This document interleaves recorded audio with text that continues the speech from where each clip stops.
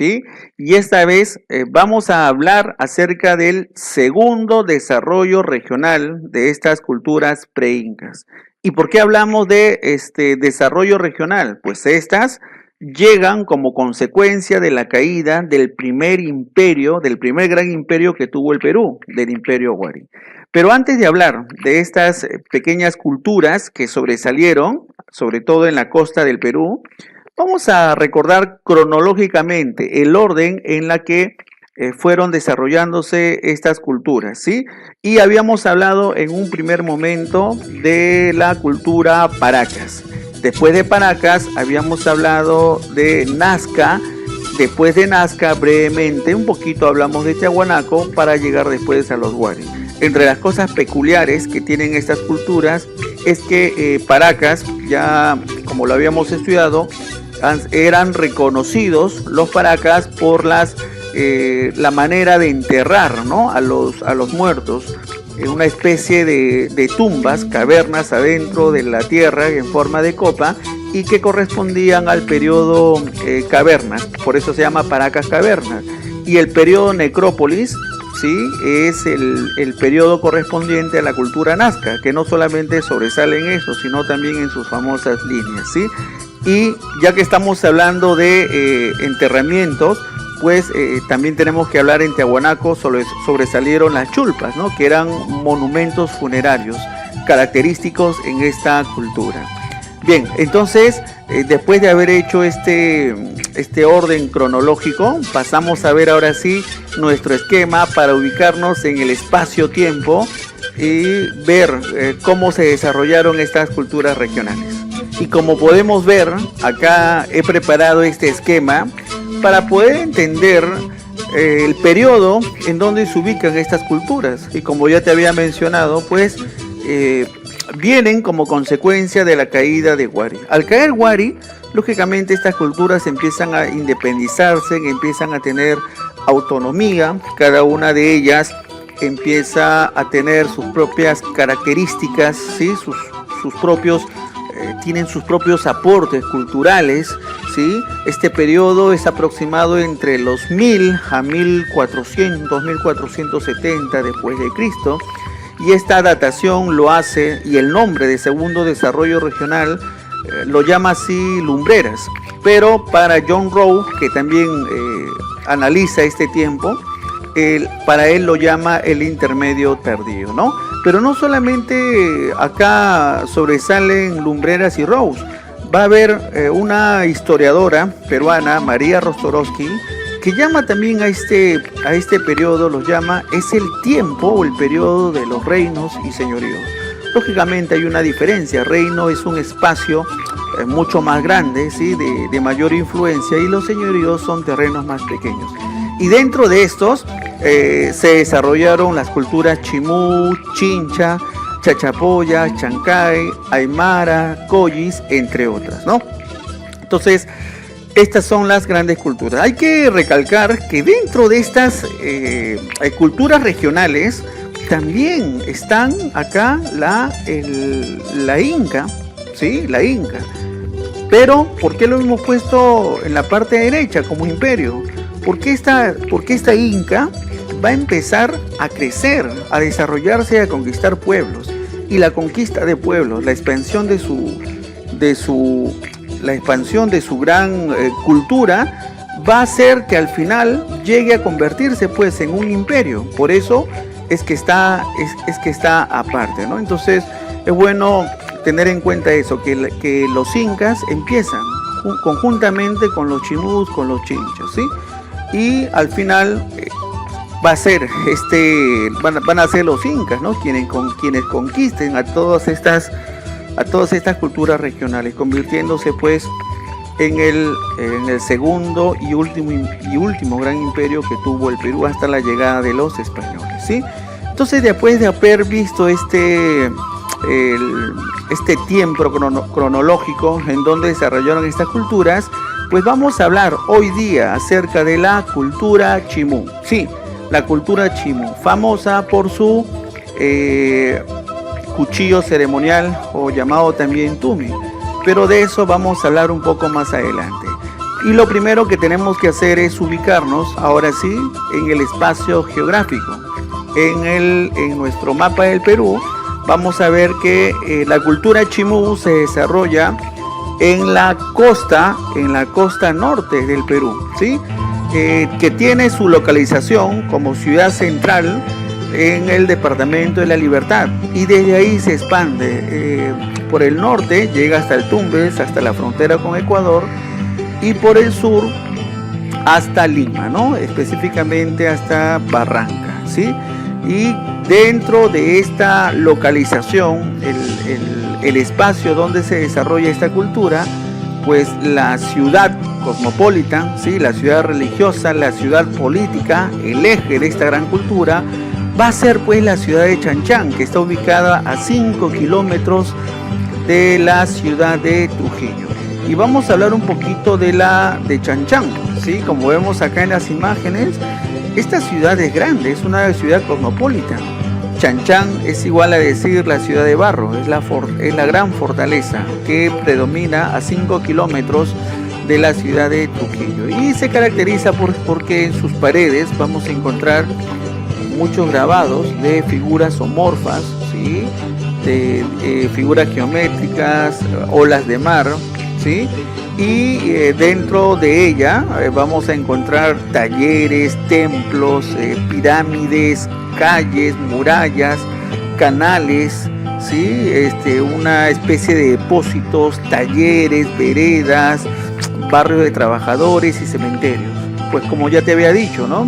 Es una gran ciudad, pero hay que acotar de que no solamente esta ciudad de barro, que es la cosmopolitan de los chimús, no solamente hemos encontrado ahí en La Libertad, sino también hay otras fortalezas que los vamos a mencionar. Hay otras fortalezas que también están presentes dentro de la costa peruana, ¿sí? Y que corresponde a esta gran cultura. Ahí tenemos a Mocupe, ¿sí? A Pacatamú, Chanchán ya te hablé, Manchán, ¿sí? Manchán, Farfán, Tucumán, entre algunas.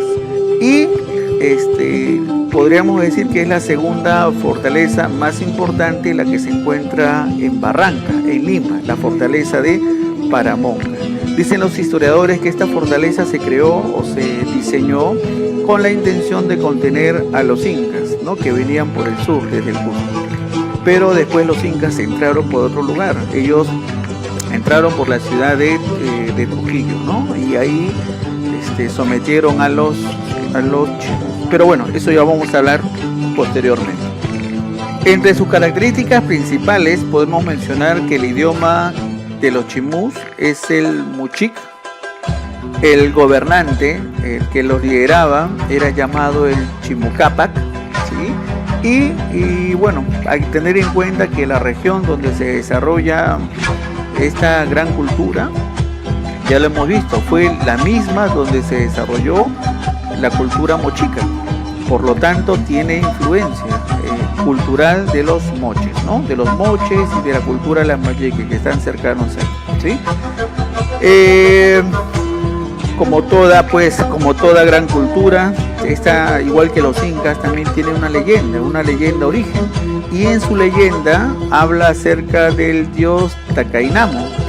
Esta leyenda dice que Tacainamo vino por la costa en una balsa, en un caballito de totora, vino y fue el que dio origen, el que fundó a los chimús, enseñándole a las personas de esa región todos los secretos, todas las técnicas acerca de la agricultura y la orfebrería. Entonces, esa es la leyenda de Tacainamo. Pero, ojo, no confundir, porque esto también es parecido a la leyenda del dios Nailán, ¿sí? Algunos lo mencionan Nailán, pero Nailán está relacionado más con Sicán. Pero para los chimús, no vayan a confundir, ya no es Nailán. La leyenda de Nailán es igualito. Dice que también vino este dios en balsa, el caballito de Totor, y enseñó a los hombres a cultivar. Pero para los chimús será la leyenda de Tacainamo, y para los Sicán será el dios Nailam, ¿no? Entonces son algunas cositas que debemos tener bastante en cuenta. Y ya que estamos hablando pues de Takainamo, según la leyenda los enseñó a cultivar los secretos de la técnica agrícola. Pues hay que mencionar también que sí, efectivamente supieron trabajar muy bien la agricultura, y una de las tantas tecnologías hidráulicas que adoptaron y adecuaron a ese valle de Moche fue la construcción de chacras hundidas, o también llamado huachaques, ya las huachaques, una especie de chacras hundidas por donde pasaban el agua para regar toda esa parte del terreno, ¿no? Entonces podríamos decir con seguridad que los huachaques más importantes pues del antiguo Perú fueron desarrollados por los chimús, ¿sí? Ahora pasamos a ver un poquito de la orfebrería, que es el trabajo con el metal de los chimús. Y ella pues sobresale grandemente porque, primero, ellos tienen gran influencia de la cultura Sicán o Lambayeque. Por eso ellos elaboraron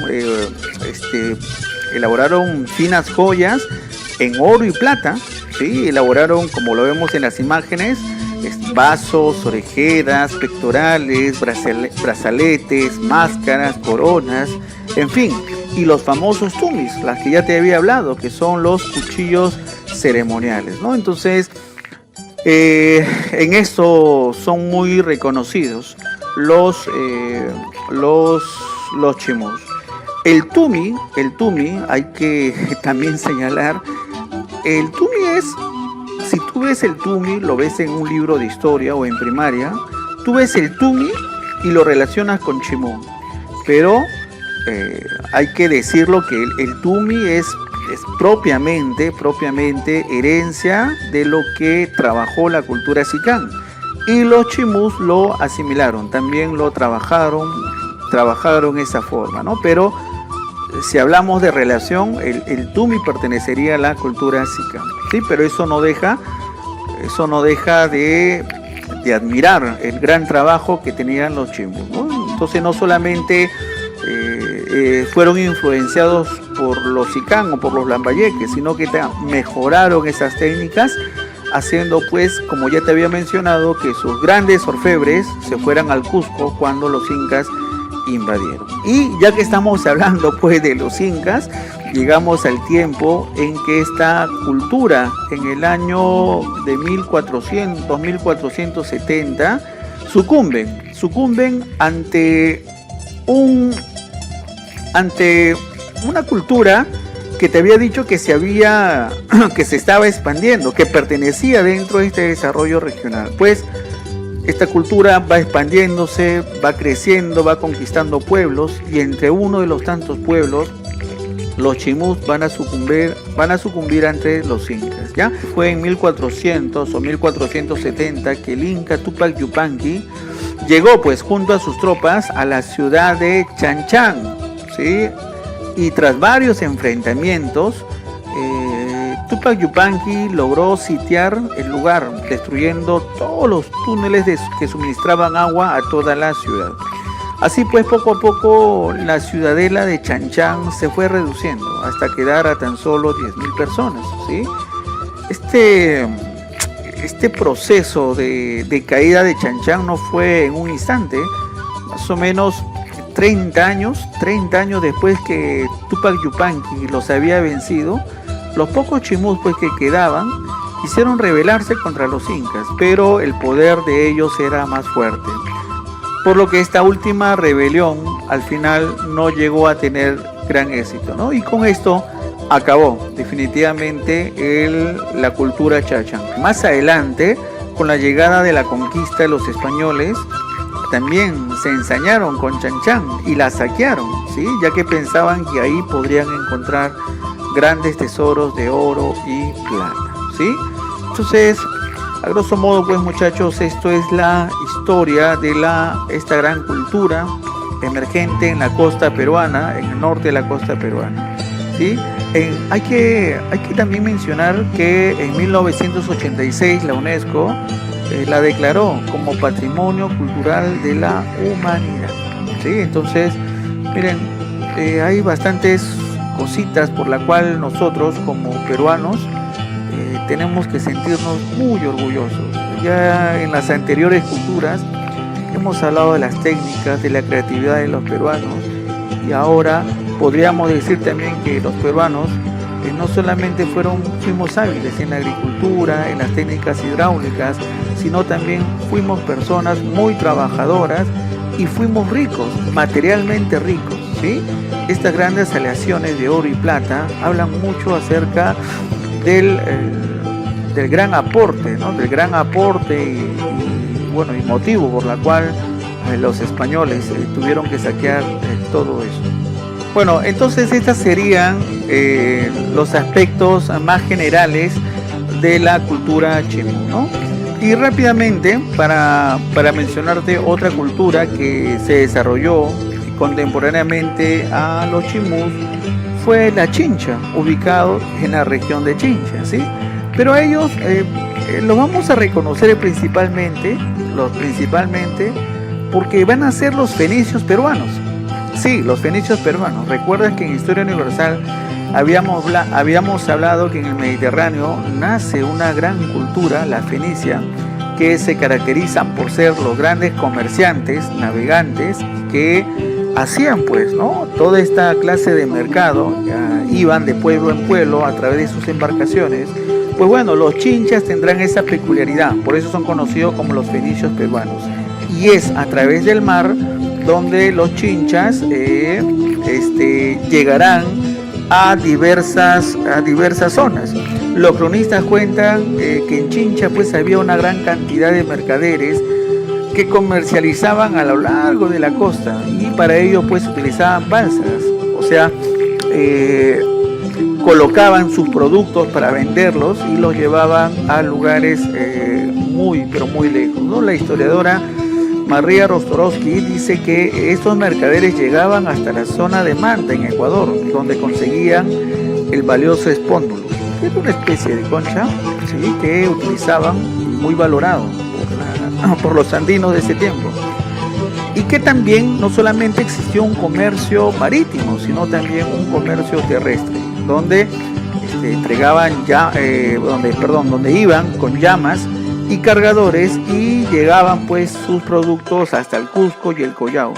Se cree que cuando los incas sometieron a los chinchas, su poderío comercial decayó, aunque mantuvo su importancia, tanto así que durante la captura de Atahualpa, y eso lo vamos a ver cuando estudiemos a los incas, cuando lo capturan a Atahualpa, dicen las crónicas que estaba presente el señor de Chincha, ¿sí? Era la única persona llevada en andas aparte de los incas, ¿sí? Entonces por eso pues los chinchas van a ser reconocidos por eso, ¿no? Y tienen también el nombre, o se les reconoce, ¿no?, por hacer el triángulo comercial, porque si ustedes ven en el mapa, podemos observar en el mapa que pues miren, esta región, o sea, ir de acá hasta el Ecuador y del Ecuador hasta el Collao, o sea, desde el punto de Chincha, ¿no?, a la derecha o por el norte Ecuador, y por el sur llegar hasta Collao, pues si ustedes se dan cuenta, desde ese punto, conectando los tres puntos, hacen un triángulo, ¿no? Por eso se le llama sistema de comercio triangular. Por ello van a ser reconocidos los